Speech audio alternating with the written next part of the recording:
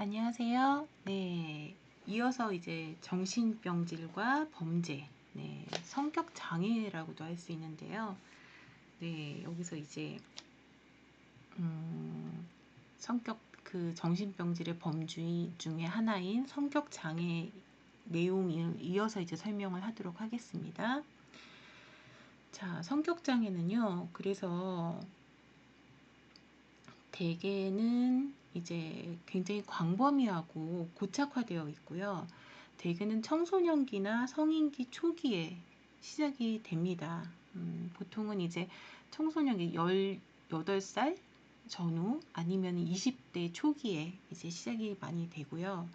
시간이 지나도 이제 변하지 않고 이로 인해서 고통과 장애 그리고 부적절한 행동을 많이 초래를 합니다. 그래서 그 성격 장애는 그 유형에 따라서 시간의 흐름과 함께 이제 그 양상이 많이 다르고요. 네. 그리고 이제 그 반사회적 성격 장애나 경계선 성격 장애는 나이가 들면서 그 부적응성이 덜 드러나거나 경우에 따라서 또 호전이 되는 경우도 있는 반면에 강박성 성격 장애나 분열형 성격 장애 같은 경우에는 나이에 따라서 거의 변화가 없거나 악화가 되는 경우도 있습니다. 그래서 성격 장애라고 해서 다 동일한 형태의 진행도를 보이는 것은 아닙니다. 네. 그래서 이제 우리가 보게 될 성격 장애 유형 같은 경우에는 모두 이제 10가지 정도의 성격 장애를 볼 겁니다. 엄밀히 말하면 이제 9가지의 성격 장애고요. 그 중에서 10번째 성격 장애 같은 경우에는 이제 그거죠. 그 복합형이라고 볼 수 있겠죠. 네, 일단 이제 그 특징을 하나하나 보도록 하겠습니다.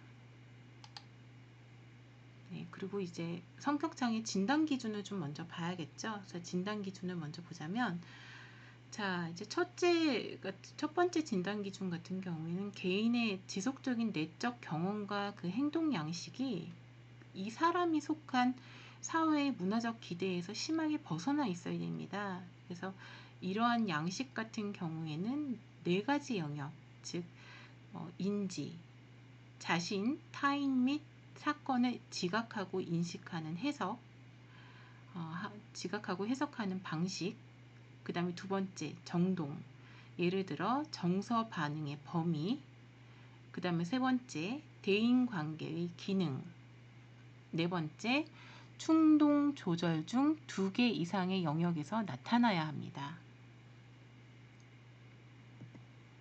그 다음에 두 번째, 고정된 행동 양식이 융통성이 없고요.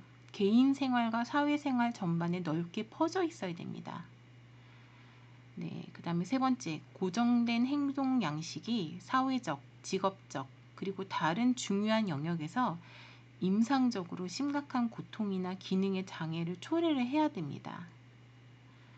그 다음에 네 번째, 그 양식이 변하지 않고 오랜 기간 지속되어 왔으며 발병의 시기가 이제 적어도 청소년기나 성인기 초기로 거슬러 올라갈 수 있어야 합니다. 예, 그래서 그런 그 진단 기준을 가지고 있습니다.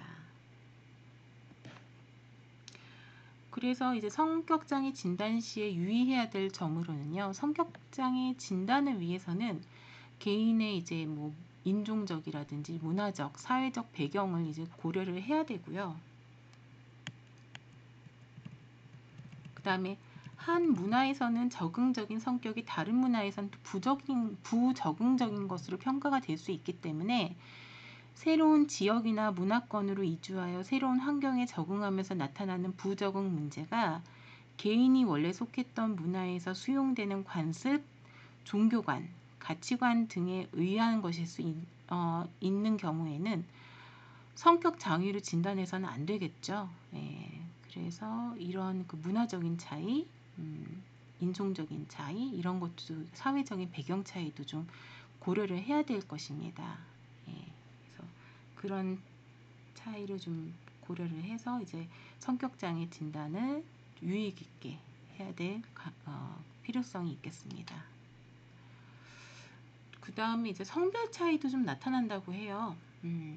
그리고 전체적인 성격 장애는 발생 빈도가 생각보다 높더라고요. 예, 미국의 연구 결과이긴 한데요. 전체적인 성격 장애는 전체 인구에 있어서 한 10% 정도 나타난다고 합니다. 예, 굉장히 빈도가 생각보다 높죠. 예, 그러니까 10명 중에 1명꼴로 나타난다고 합니다. 예, 그렇게 따지면은 굉장히 빈도수가 높은 거죠. 그쵸? 예, 우리 일상생활에서 10명 중에 1명은 만날 수 있는 거니까, 예, 우리 강의실에서도 꽤 빈도 높게 만날 수 있는 가능성을 가지고 있다라고 볼 수 있겠죠. 그리고 이제 반사회적 성격 장애는 남성에게서 더 자주 진단되는 반면에 경계선, 연극성, 의존성 성격 장애는 여성에게서 더 자주 진단된다고 합니다. 이러한 유병률의 차이는 성별에 따른 성격장애 실제적 차이에서 기인할 수 있지만 또 때로는 성 역할에 대한 임상의 고정관념에 의해서 특정한 성격을 남자 또는 여자에게 과도하게 진단하는 경향 때문일 수 있다는 점에서도 유의할 필요가 있기도 합니다. 네, 그래서 이제 성격장애 유형을 이제 한번 살펴보도록 하겠습니다. 자, 첫 번째가 망상성 혹은 이제 편집성 성격장애라고도 합니다. 망상 또는 편집이라고 이제 한자어로 이제 표기가 되어 있죠. 망상성 성격장애입니다. 이거는 이제 다른 사람에 대해서 굉장히 지속적으로 의심과 불신을 품고 있는 성격장애입니다. 계속 지속적으로 남으로부터 피해를 입는다는 의식이 밑에 깔려 있는 성격 장애입니다. 그래서 자기의 판단이 항상 옳다라고 믿고 있어요. 자기가 피해를 받고 있기 때문에 남이 항상 그 피해에 대한 보전을 해줘야 된다라고 끊임없이 고집을 부리는 거죠. 그러니까 피해를 받고 있다고 생각을 하고요. 그 피해를 편파된 판단이 옳기 때문에 그 피해에 대한 해결을 지속적으로 계속 요구를 합니다. 그렇기 때문에 불신과 의심을 굉장히 많이 하고 지속적인 갈등을 끊임없이 일으키고요. 적대적인 태도를 취하는 인격 장애 중에 하나입니다. 다른 사람에 대해서 지속적인 의심과 불신을 품고 있고요. 남으로부터 피해를 받고 이런 성격을 가진 사람은 자신에 대한 느낌에 대한 책임은 또 지지 않으려고 해요. 그리고 자신의 그렇게 비뚤어진 판단이 굉장히 옳다라고 믿고 있고요. 그리고 남에게서 피해를 입었다고 믿기 때문에 굉장히 사소한 일에 대해서도 크게 만들어요. 소송을 제기하고 민원을 제기하고 이것 때문에 남을 지속적으로 괴롭히는 형태의 성격장애입니다. 그래서 남이 보기에는 굉장히 성격이 괴팍하고 고집이 세고요. 이제 뭐 배우자 같은 경우에는 의처증이나 의부증 등 병적인 질투심을 가진 경우가 꽤 많습니다. 악질적인 민원인으로 만날 가능성도 큽니다. 이런 성격을 가진 사람은. 네, 그렇습니다. 이게 첫 번째 성격장애고요. 자, 이제 두 번째와 세 번째를 여러분이 이제 좀 약간 헷갈리시기 쉬운데요. 두 번째와 세 번째가 정신분열성 성격장애와 정신분열형 성격장애입니다. 네, 보시면은 정신분열성 성격장애는 굉장히 사회적 관계에서 고립이 되고 감정 표현이 제한된 장애입니다. 타인과 의사소통은 할 수 있어. 말을 하고 뭐 대답도 하고 뭐 말도 나누기는 해요. 근데 감정 소통이 안 돼요. 이런 사람은. 타인에 대해서 따뜻한 감정의 소통이 안 되고 타인의 감정이나 칭찬, 비난에 대해서는 굉장히 무관심한 성격 유형입니다. 이런 사람은 이제 우정을 나누는 친구 관계도 안 되고요. 잘 안 되고 혼자 다니는 거에 대해서 오히려 이제 당연시하는 고독을 즐기고요. 사회적인 소통이 잘 안 되다 보니까 유머 감각 같은 게 없고요. 정서가 항상 불안정한 상태입니다. 타인에 대한 적대 관계나 공격성을 잘 표현하지 못하고 이성 교제가 잘 안 되고 사회적 관계 형성이 어려운 경우도 있습니다. 정신분열증은 아니지만 조현병이라고 하죠. 그렇지는 않지만 이게 심해지면 조현병으로 진행이 되기도 합니다. 이게 계속 내버려 두게 되면은 그렇게 되기도 하고요. 그 다음에 분열형 성격장애, 정신분열형 성격장애입니다. 정신분열증이라고 할 수는 없지만 언어와 사고가 굉장히 괴상한 사람들입니다. 정상인과는 굉장히 다른 사람들입니다. 사고 내용도 좀 기이해요. 이 사람들은 미신이나 육감, 텔레파시, 독심술 등의 마술적 사고에 굉장히 심취하는 경우도 많고요. 이상한 유사 종교에 심취하기도 합니다. 그러다 보니까 이제 정상적인 대화가 잘 안 되죠. 일반 사람들에게 그러한 주제로 대화를 하는데 일반 사람들이 몇 마디 나눠보면은 이 사람은 이상하구나 그걸 딱 알게 돼요. 그렇다 보면은 지속적인 인간관계 유지가 안 되겠죠. 그리고 사회적으로 고립이 금방 되겠죠. 그리고 모든 주변 일을 자기와 관련 지으려는 경향이 뚜렷합니다. 타인에 대해서 냉담하고 불충분한 감정 소통을 하고요. 그리고 뭔가 망상적인 사고를 하죠. 편집성 사고를 하고 지나치게 사회적 불안을 느끼기는 하지만 그렇다고 해서 정신분열증, 조현병의 증세가 있는 것은 또 아닙니다. 이게 이제 정신분열형 성격 장애고요. 자, 그다음에 네 번째가 히스테리성 성격 장애입니다. 이제 이걸 다른 말로는 이제 연극성 성격 장애라고도 합니다. 네. 과도하게 감정적이고 이 사람들은 타인의 관심을 끌려는 성격 장애입니다. 예. 굉장히 이제 관심 끄는 거, 관종이라고 하죠. 네, 그게 굉장히 심합니다. 그래서 외부에 대한 반응이 굉장히 과민해서 허세가 심해요. 자기를 실제 이상으로 과시하려는 경향이 있고 대인관계도 깊은 관계는 아니에요. 되게 피상적인 거, 겉으로 이제 자신을 추종하고 겉으로 보여지는 것을 굉장히 중요시합니다. 그리고 대인관계를 진지하게 이렇게 나누는 것을 중요시하지 않고 좀 불성실해요. 그러다 보니까 사회생활에 지장을 초래하고 또 성심리가 굉장히 미숙한 것이 특징이기도 합니다. 그리고 이성보다는 감정적, 굉장히 감정적이고 그거에 이제 노출시키는 거에 이제 몰두를 하고요. 굉장히 자기중심적인 사고를 해요. 굉장히 이기적인 사고, 자기중심적, 남을 배려하거나 상대방의 입장이 돼서 뭔가 남의 입장에서 생각하는 게 아니라 굉장히 자기 위주의 그런 판단을 하고 사고를 하죠. 그러다 보니까 이제 사회생활, 사회에 있어서 굉장히 미숙한 태도를 많이 보이죠. 그리고 감정적이다 보니까 쉽게 흥분하고 또 쉽게 우울해집니다. 그리고 언어나 행동이 굉장히 이기적이고 연극적인 모습을 보이기도 합니다. 이러한 성격을 지닌 사람은 또 약물에도 굉장히 잘 빠져요. 네. 그래서 약물 중독에 잘 빠지고 또 자살 기도를 쉽게 하기도 합니다. 근데 이거는 진짜 정말 죽으려고 자살 기도를 하는 게 아니라 나 좀 봐줘. 내가 원하는 것을 좀 해달란 말이야. 그런 의미로 연극적인 자살 기도를 반복적으로 하는 거죠. 와서 나 좀 어떻게 좀 해줘.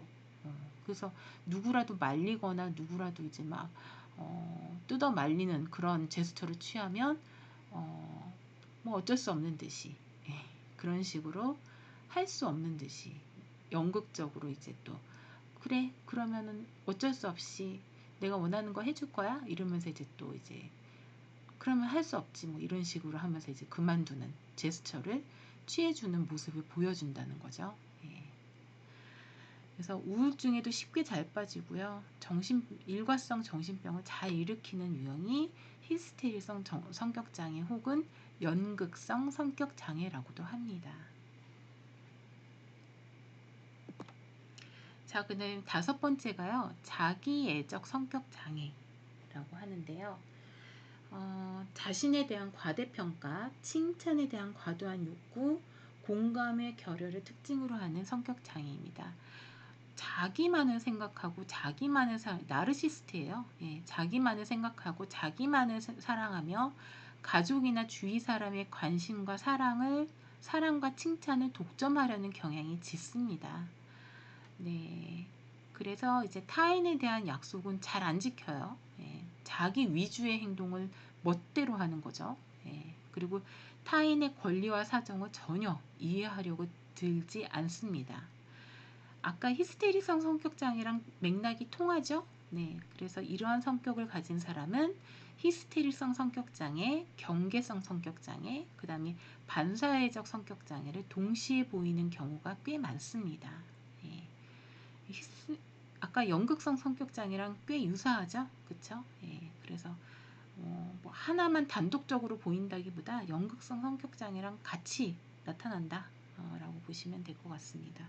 사회생활하면서 나르시스트와 연극성, 그 다음에 경계성, 반사회적 이거 같이 나타나는 사람을 만나면 상대방이 굉장히 마음고생 많이 하고 이 사람을 상대하는 사람이 우울증에 걸릴 확률이 더 높죠. 예.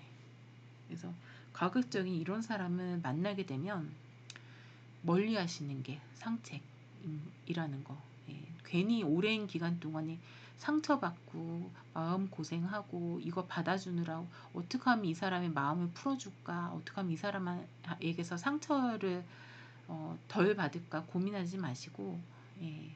만약에 이게 가족이라면 더 심각하죠. 예. 가족이라면 또 안 보고 살 수도 없으니까. 예. 뭐 독립할 수 있으시면 독립하는 게 가장 좋고요. 그러니까 가끔씩만 보는 거, 그 방법을 좀 추천을 드리고, 그러니까 좀 만약에 이게 안 볼 수 있는 사람이다. 예, 그러면은 안 볼 수 있는 방법을 현명하게, 예, 현명하게 그렇다고 막 갑자기 확 끊어버리고 이런 거를 추천드리지는 않고요. 원수지지 않고 나쁜 감정을 가지지 않은 상태에서 원만하게 무리 없는 상태에서 원만하게 점점 잊혀지는 것처럼 멀어지기를 추천드립니다. 네, 그러니까 사람 관계를 끊어낼 때는요, 이렇게 뭐라고 해야 돼요? 좀 지혜롭게 끊어내는 게 가장 좋습니다. 요새 막 너무 칼로 자르듯이 아니면 매정하게 너무 이렇게 원수지듯이 막 그렇게 끊어내면 또 사람이 한을 품거나 이렇게 그렇게 되면은 막 보복을 하는 경우가 많거든요. 예, 그러니까 이렇게 모욕감을 주듯이 끊어내면은 요새 워낙에 사건 사고들이 많이 일어나니까요. 그거 좀 염두에 두시고, 예, 현명하게 사람과 멀어지는 방법을 여러분들이 좀 강구를 하시기 바랍니다. 자, 그 다음에 여섯 번째가요. 우리 범죄 관련해서는 좀 많이 언급이 되는 거예요. 반사회적 성격장애입니다. 반사회적 성격장애. 타인의 권리를 무시하고 침범하는 전형적인 장애죠. 네. 사회 규율과 도덕, 네, 이것을 반항해서 사회 질서를 파괴, 타인의 권익을 침해하는 성격을 지닌 사람을 이야기를 합니다. 반사회적 행동이라는 것은 대개 약 15세 이전에 나타나기가 쉽다고 해요. 네. 사회적 무리를 일으키기 때문에 정신과적 진료 대상이 되고요. 그러한 행동의 반복으로 이미 이제 경찰서나 교도소 출입을 반복하는 경우가 꽤 많습니다. 상습적인 범법자의 뭐 60%가 반사회적 성격자라는 통계도 있을 정도로 굉장히 우리 범죄학계에선 굉장히 주목을 받고 있는 성격 장애입니다. 이미 이제 학교를 다녔을 때도 이유 없는 잦은 결석, 가출, 폭행, 무분별한 성행위, 뭐 담배 및 약물 남용, 절도 등을 일삼고 성인이 된 후에도 직업에 적응하지 못하고 자주 바꾸고요. 결혼 생활에 있어서도 별거 이혼을 자주 합니다. 그리고 자기 잘못을 시인하지 않아요. 예. 자기 행동에 대해서 나빴다고 절대 인정하지 않고요. 죄책감이 없어요. 그리고 자기 행동을 어떻게든 정당화시키려고 변명을 계속하죠. 네, 그 다음에 한 군데 이제 직업에 적응하는 거에 실패를 해요. 네, 그래서 성장한 뒤에도 직업에 적응 실패를 하고요. 그 다음에 책임감이 없고 결혼 생활에 파탄을 일으키기가 쉬운 성격을 가지고 있습니다. 책임감이 없는 건 분명하고요. 그 다음에 반성을 하지 않아요. 그 다음에 후회 같은 것도 잘 하지 않고 죄책감이 없다는 특징을 가지고 있죠. 죄책감. 그래서 자기가 잘못한 거에 대해서 양심과 죄책감이 없고 사과를 하지 않죠. 잘못했다, 미안하다 이런 감정들도 굉장히 잘 형성이 되지 않는 특징을 지니고 있습니다. 자, 반사회적 성격 장애자의 성장 배경을 보시자면, 이제 부모가 성장 과정에서 보자면 부모가 이제 이미 알코올 중독에 이제 찌들어 있는 경우가 많고요. 약물 중독이나 알코올 중독, 그 다음에 자녀에 대해서 이제 폭행을 많이 하는 이제 가정폭력 환경에서 자라나거나 부모의 의무를 방치해서 양육을 포기한 가정, 빈곤, 아버지의 부재 등을 경험한 경우가 많았고요. 그러다 보니까 가정에서 대인관계의 기술을 제대로 배우지 못한 경우가 꽤 많고요. 죄의식이 없어서 죄를 저지른 후에 도덕적 감각을 제때 발달시키지 못한 경우도 꽤 많습니다. 그래서 공격성을 적절하게 통제하는 방법을 배우지 못한 경우도 많습니다. 자, 그 다음에 극단적인 자극을 추구하는 경향이 꽤 많고요. 병적 흥분, 모험을 추구하는 경우도 굉장히 많습니다. 이게 반사회적 성격장애 혹은 이제 나중에 이 사람들이 커서 또 뭐 대다수는 아니지만 일부는 나중에 이제 살인범 혹은 연쇄살인범으로 이제 변모하게 되는 경우도 꽤 있는데요. 그 징후 중에 하나가 어렸을 때 이제 놀이를 할 때 그 극단적인 자극 추구 경향이 있다고 했잖아요. 그 징조 중에 가장 위험한 것 중에 하나가 동물학대예요. 동물학대. 예, 그래서 동물을 괴롭히거나 동물을 죽이는 경험을 하나의 재미나 놀이로 즐기는 아이들이나 청소년들이 있어요. 그거는 거의 100% 살인이나 연쇄살인으로 발전을 하게 되거든요. 약한 생명이나 약한 동물의 생명을 가지고 그것을 가지고 이제 동정심을 느끼지 못하거나 이걸 생명을 좌지우지하는 걸 가지고 이거를 하나의 놀이나 재미로 느낀다는 것은 이제 감정 자체가 동정심이나 아니면은 그렇죠. 이런 생명에 대한 존중이나 이런 거에 대한 것이 전혀 발달하지 못했다는 것을 의미를 하거든요. 그래서 병적 흥분, 모험을 추구하는 성향 이런 것들이 제대로 이제 내재되어 있다는 것을 알 수 있는 극단적인 증거라고 볼 수 있겠죠.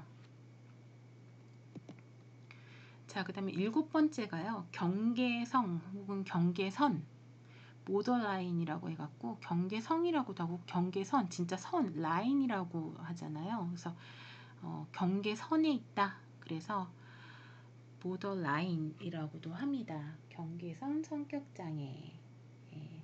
그래서 뭐 대인관계, 뭐 자아상, 그리고 정동이 불안정하고 심하게 충동적인 인격 장애입니다. 그래서 이 7번째인데요. 강렬한 애정과 분노가 교차하는 불안정한 대인관계를 특징적으로 나타내는 성격 장애입니다. 그래서 경계선 성격 장애를 가진 사람은 심한 충동성을 보이며 자살과 같은 자해적 행동을 반복적으로 나타내는 경향이 있어서 치명적 결과를 초래하기도 합니다. 실제 이제 이것도 미국 통계이긴 한데요. 경계선 성격 장애자의 실제 10% 정도가 자살의 성공이라고 표현을 하기는 그런데요. 반복적인 자살 시도를 한다고 하잖아요. 결과적으로는 이 시도한 자살이 전체 중에 경계선 성격 장애자 중에 10%는 실제로 자살을 한다고 합니다. 네. 그래서 경계선은 원래 신경증과 정신증의 경계라는 의미에서 사용되기 시작한 것이 바로 그 기원입니다.